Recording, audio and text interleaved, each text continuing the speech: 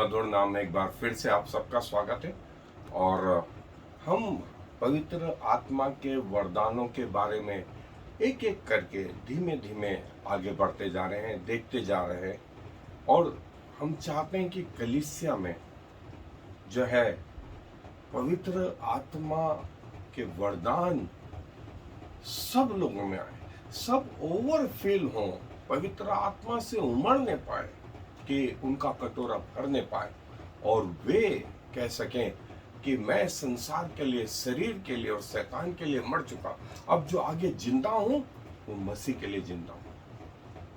अर्थात उनका पवित्र आत्मा से बपतिस्मा हो, पवित्र आत्मा के वरदान मिले और वे इस पृथ्वी पर कलीसिया की, चर्च की जो है बढ़ाई करने पाए, बढ़ोतरी करने पाए और पिता की इससे महिमा। उसी क्रम में एक और महत्वपूर्ण वरदान है और वो वरदान है जो बहुत सारी जगह पाया जाता है और वो है दीनता, नम्रता, मर्सी जिसे कहा गया है। और जो है ये जो वरदान है वो कई लोगों में, इवन मैंने नॉन क्रिश्चियन लोगों में भी इस गुण को देखा है, विशेष करके कई बड़े लोगों में। वे पृथ्वी पर रहते हैं, वे पृथ्वी पर रहते हैं जबकि अथाह पैसा है, अथाह अधिकार है, लेकिन अपने पांव को पृथ्वी पर कैसे रखना ये उनको अच्छे से आता है, ये उनको अच्छे से आता है। इसमें हमारा सबसे बड़ा लीडर स्वयं प्रभु यीशु मसीह। स्वर्ग की सारी चीजें, पृथ्वी और उसमें की वस्तुएं, सारा जो है ग्रह मंडल, सूर्य, चंद्रमा, प्लैनेट्स, ये किसके हैं? ये प्रभु यीशु मसीह के, पिता के, पवित्र आत्मा के। स्वर्ग किसका है? परमेश्वर का।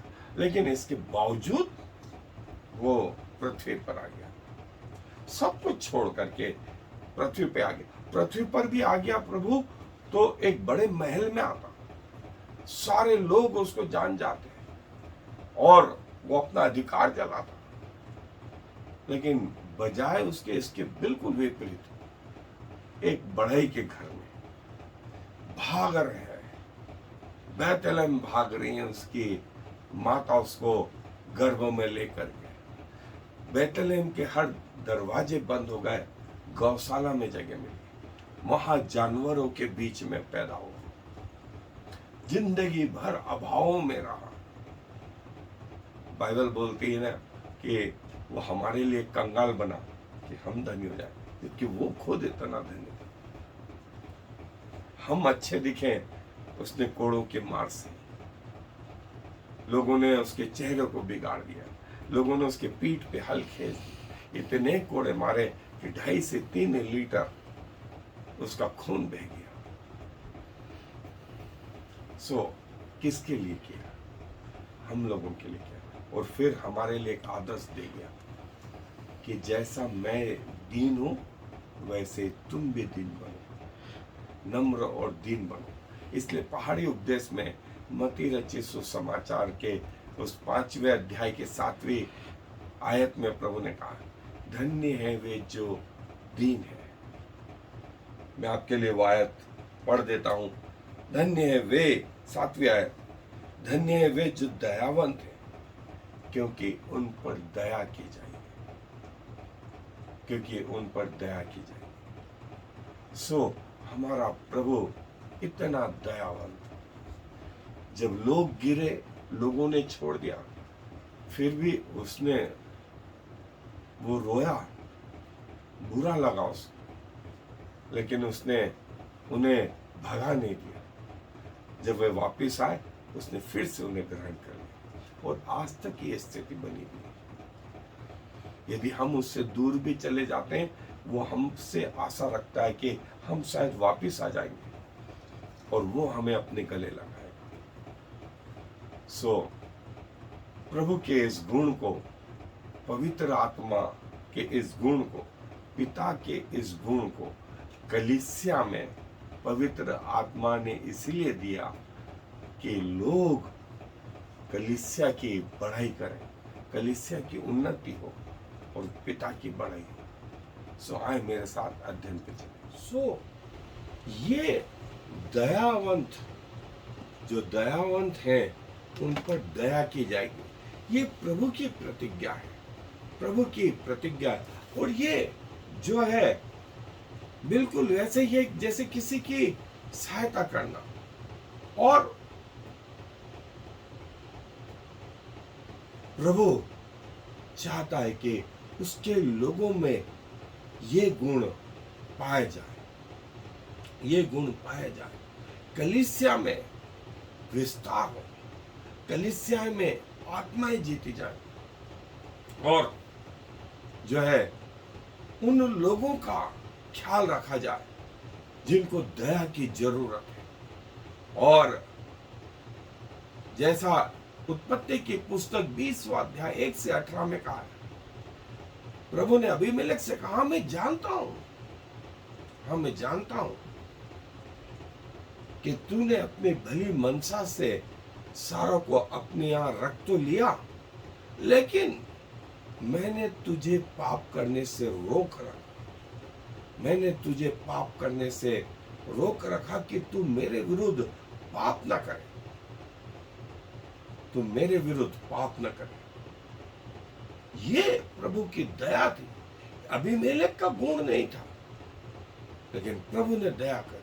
और प्रभु ने आगे कहा, जिनसे वो प्रसन्न है वो उनको कई पापों से रोक के रखता है, व्यभिचार के पाप, शरीर के पाप, जीविका का घमंड और आंखों की अभिलाषा, प्रभु इनसे बचा के रखता है।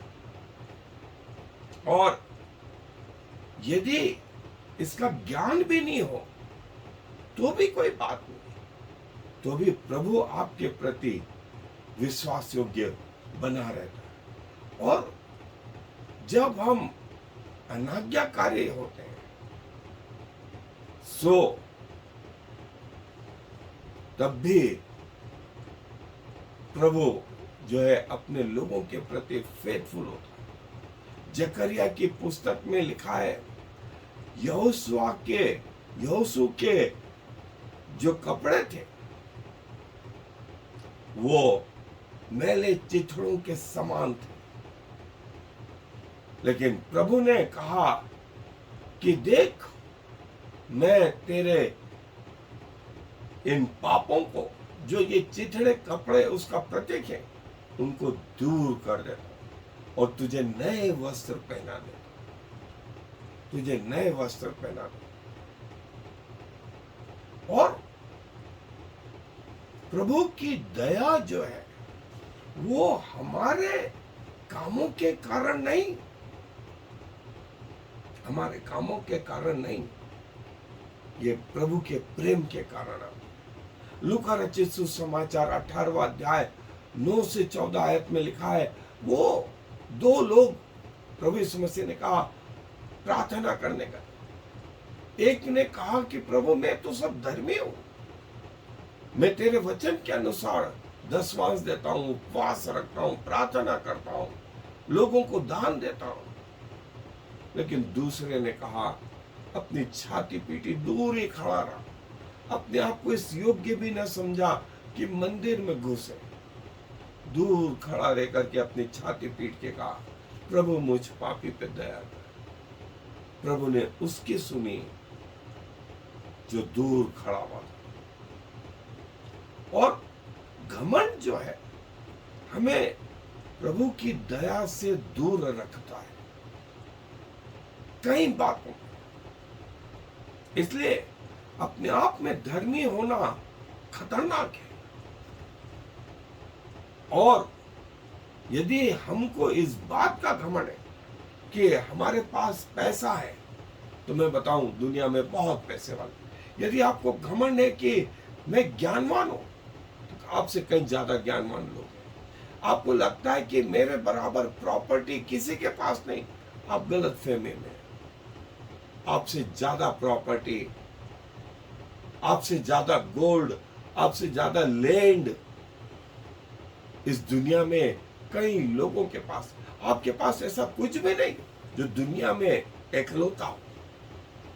आपसे अच्छे लोग हैं, लेकिन प्रभु आपको फिर भी चुनता है, फिर भी चुनता है कि आए आए प्रभु के पास आए, प्रभु के पास आए। और जैसा हमने प्रभु यीशु मसीह के जीवन में सब कुछ होते हुए, सब कुछ होते हुए स्वर्ग की सारी राजसी बातों को छोड़ के पृथ्वी पर वो आ गया, तो पृथ्वी दो भागों में बट गई। एक वे जो प्रभु यीशु मसीह के साथ चले, और एक जो उसके विरोध में चले। और जो है ये वो दया है, ये वो दया। और प्रभु की ये दया, प्रभु चाहता है कि उसके लोगों में आए।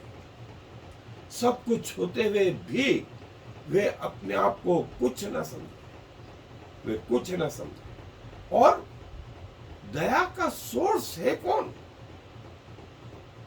दया का सोर्स है कौन? स्वयं परमेश्वर ने पुराने नियम में मूसा से कहा, मैं यहोवा हूं, मैं परमेश्वर हूं, मैं दया करने वाला, अनुग्रहकारी, विलंब से को करने वाला, अति करुणामय, मैं वो परमेश्वर, मैं वो परमेश्वर।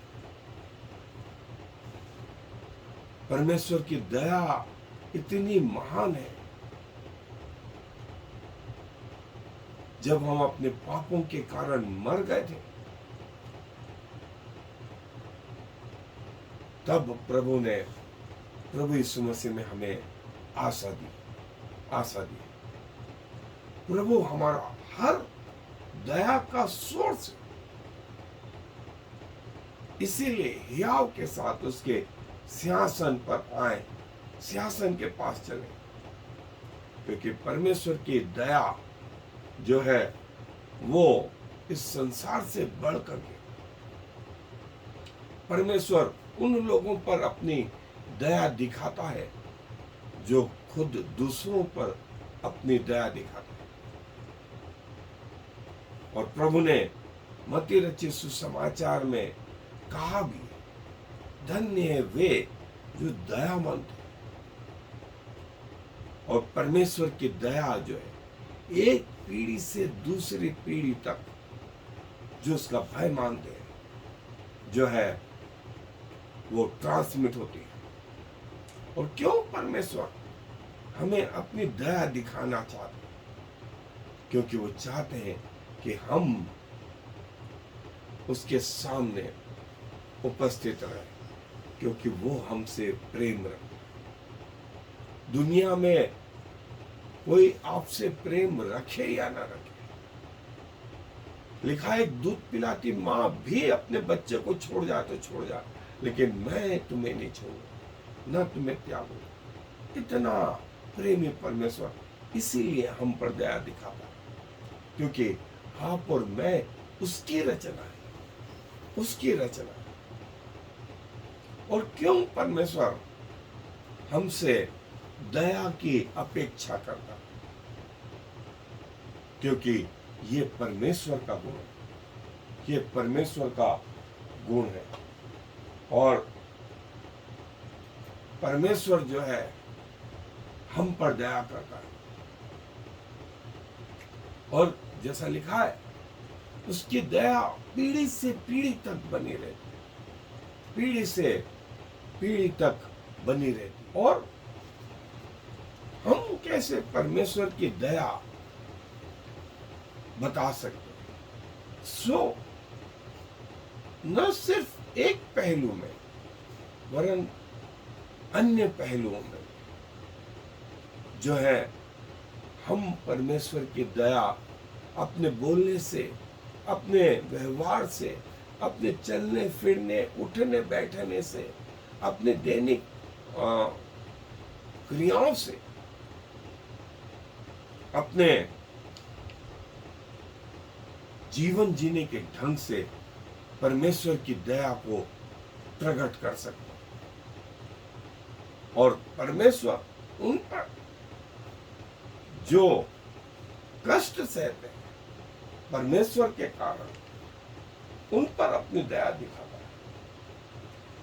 और परमेश्वर की दया किसी भी मिस्टेक से, किसी भी गलती से जो आपसे हो गई है उससे बड़ा है, आपको माफ करने को तैयार है। और वो हमेशा के लिए हमें त्याग नहीं देता और फिर चाहता है कि हम उसके पास आए। जैसा तुम्हारा पिता दयावंत है, तुम भी दयावंत बनो। प्रभु यीशु मसीह लूका रचित सुसमाचार के 6 अध्याय में कहते हैं, जैसा तुम्हारा पिता दयावंत। परमेश्वर की दया प्रति भोर नहीं होती जाती। और महत्वपूर्ण आयत जो है, परमेश्वर की दया उसके न्याय पर जयवंत।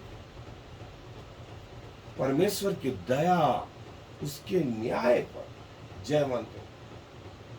याकूब के पत्र 2 अध्याय और 35वें पद में कहा है, धन्य है वे जो दयावंत हैं, क्योंकि उन पर दया की जाती है। और प्रभु की दया जो है युग युगान से युग युगान तक बनी रहती है। निश्चय करुणा और भलाई मेरे साथ जीवन भर बनी रहेगी और मैं यहोवा के भवन में निवास करूं। प्रभु इस मसीह को देख करके इस सामरी स्त्री ने कहा, प्रभु मुझ पर दया कर, प्रभु मुझ पर दया कर। प्रभु रुक गए। एक स्त्री के शब्दों के कारण प्रभु रुक गए।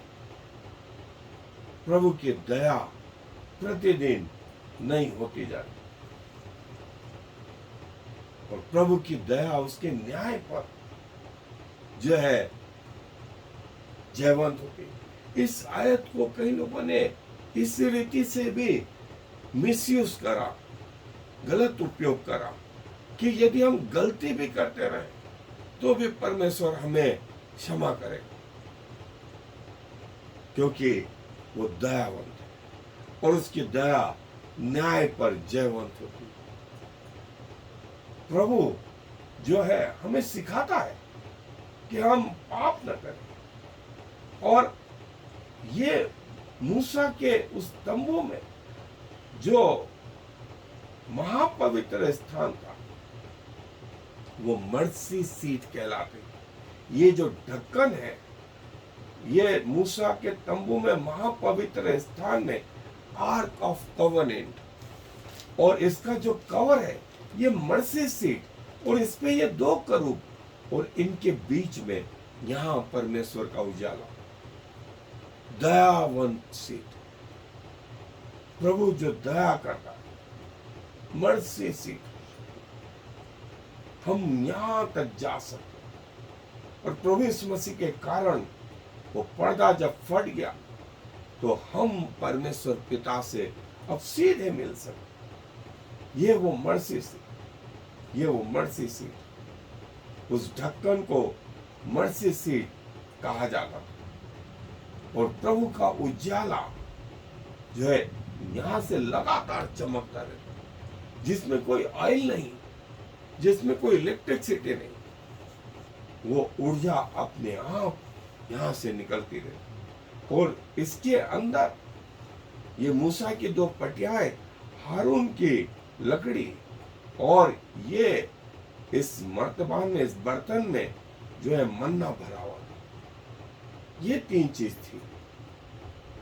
ये वो मर्सी सी प्रभु दयालु अनुग्रहकारी, विलंब से कोप करने वाला, अति करुणामय।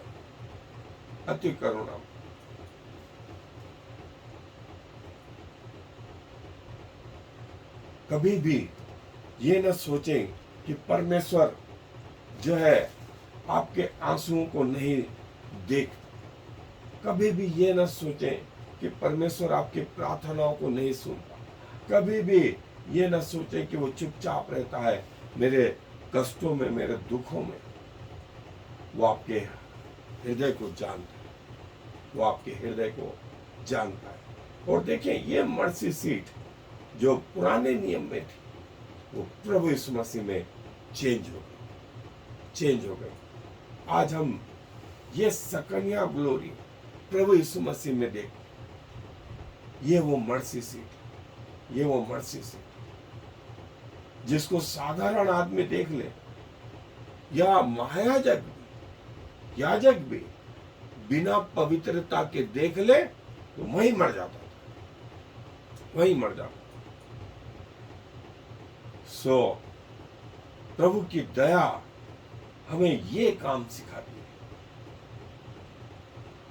जिन्होंने दया नहीं करी उन पर भी दया नहीं की जाएगी।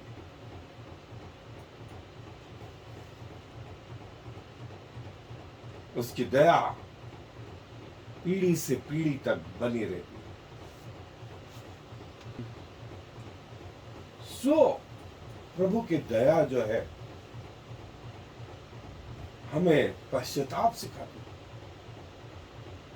प्रभु की दया हमें प्रभु के पास लेकर जाती, और हम अपने कामों के कारण नहीं, परंतु उसकी दया के कारण जो है उसने हमें नया जन्म दिया।